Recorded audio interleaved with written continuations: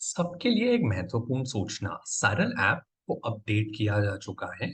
तो इस वीडियो को ध्यान से देखें और आगे बताई गई प्रक्रिया को ध्यान से समझें।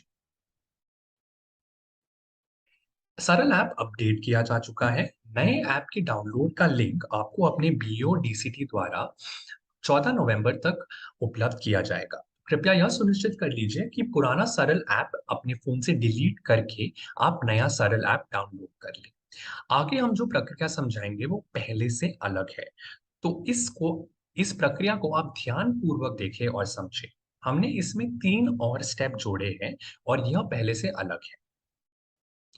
हमारा जो पहला स्टेप होगा वो है परीक्षा से 2 दिन पहले आपको डेटा डाउनलोडिंग की प्रक्रिया करनी होगी। यह छात्र डेटा डाउनलोड करना आवश्यक है।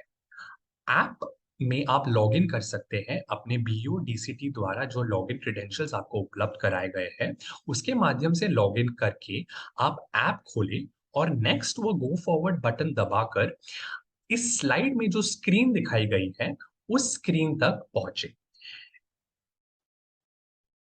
ये आप ऐप डाउनलोड करते ही प्रक्रिया पूर्ण कर ले और यह सुनिश्चित कर ले कि 15 नवंबर तक ये प्रक्रिया पूर्ण हो जाए। एक और महत्वपूर्ण सूचना इस स्टेप के लिए कि आपके पास स्थिर इंटरनेट कनेक्शन होना चाहिए इस स्टेप को पूर्ण करने के लिए। तो अगर ये आपके पास स्थिर इंटरनेट कनेक्शन नहीं है, तो यह सुनिश्चित कर लीजिए कि स्थिर इंटरनेट कनेक्शन होने पर ही आप यह स्टेप इस प्रक्रिया को पूर्ण करें।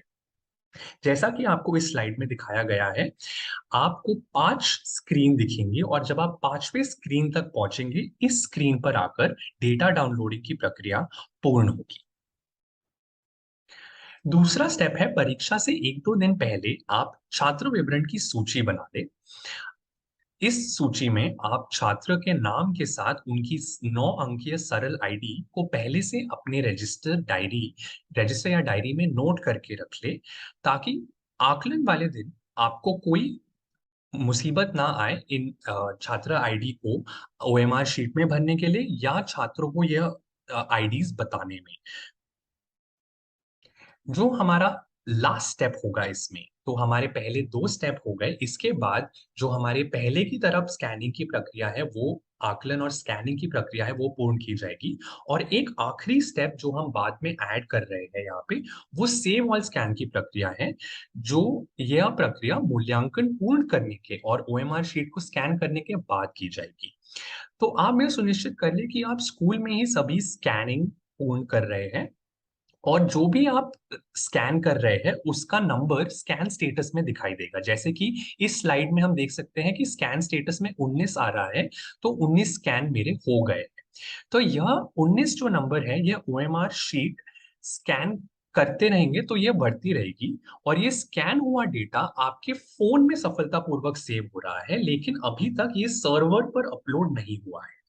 तो यदि आपके पास एक स्थिर इंटरनेट कनेक्शन नहीं है, तो चिंता ना करें, क्योंकि आप शीट स्कैनिंग की प्रक्रिया जारी रख सकते हैं। इसके लिए नेट कनेक्शन की आवश्यकता नहीं है। जो यह 19 का नंबर है यहाँ पे, वो यहाँ आपको दिखा रहा है कि यह आपके फ़ोन पर सफलतापूर्वक सेव हो गई है।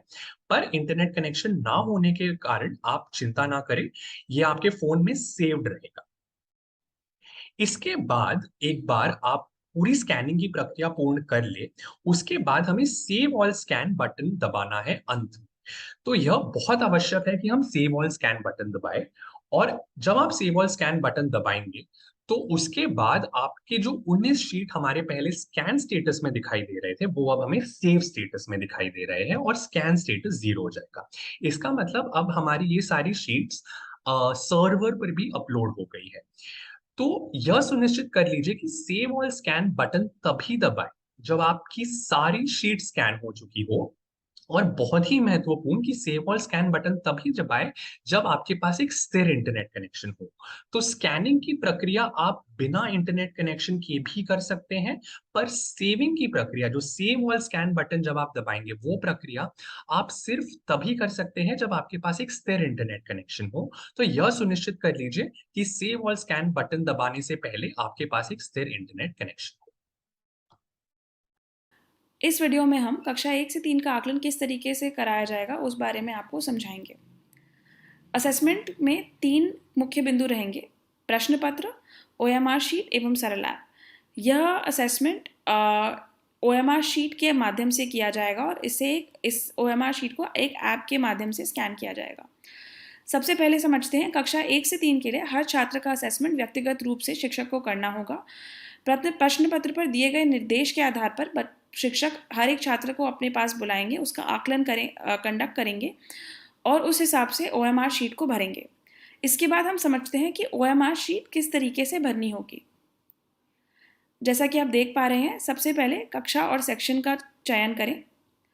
जिस प्रश्न सेट से आपने बच्चे का आकलन करना चाहा है, उस प्रश्न सेट को नोट करें।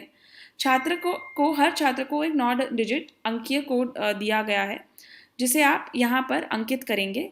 यह कोड आपको ऐप के माध्यम से मिलेगा, जिसके बारे में आगे के वीडियो में समझाया जाएगा।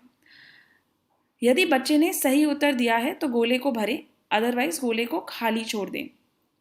और चौथी और आखिरी बात ध्यान रखें कि इस डब्बे के बाहर कुछ भी लिखा नहीं होना चाहिए, क्योंकि यदि कुछ अड़चन होगी या कुछ लिखा होगा तो स्कैनिंग की प्रक्रिया आराम से नहीं।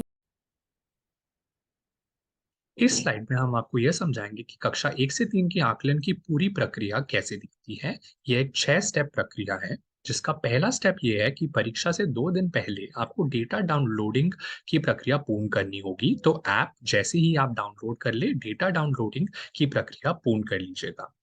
परीक्षा दूसरा स्टेप हमारा यह है कि परीक्षा से 1-2 दिन पहले आप छात्र विवरण की सूची अपनी डायरी और रजिस्टर में बना के रख लीजिएगा, जिसमें आप छात्र के नाम के साथ उनकी 9 अंकीय सरल आईडी नोट करके रखिएगा। आकलन के दिन हमारा तीसरा स्टेप शुरू होगा, जहां शिक्षक प्रश्न पत्र के अनुसार विद्यार्थी का आकलन करेंगे। कक्षा 1 से 3 के लिए शिक्षक व्यक्तिगत रूप में एक छात्र को बुलाकर इस आकलन को पूर्ण करेंगे। उसके बाद हमारा चौथा स्टेप यह रहेगा कि शिक्षक OMR शीट पर 9 अंकीय स्टूडेंट आईडी भरेंगे और प्रश्न पत्र के अनुसार विद्यार्थी सही उत्तर देते हैं तो OMR शीट के गोले को भरेंगे अथवा उसे खाली छोड़ेंगे।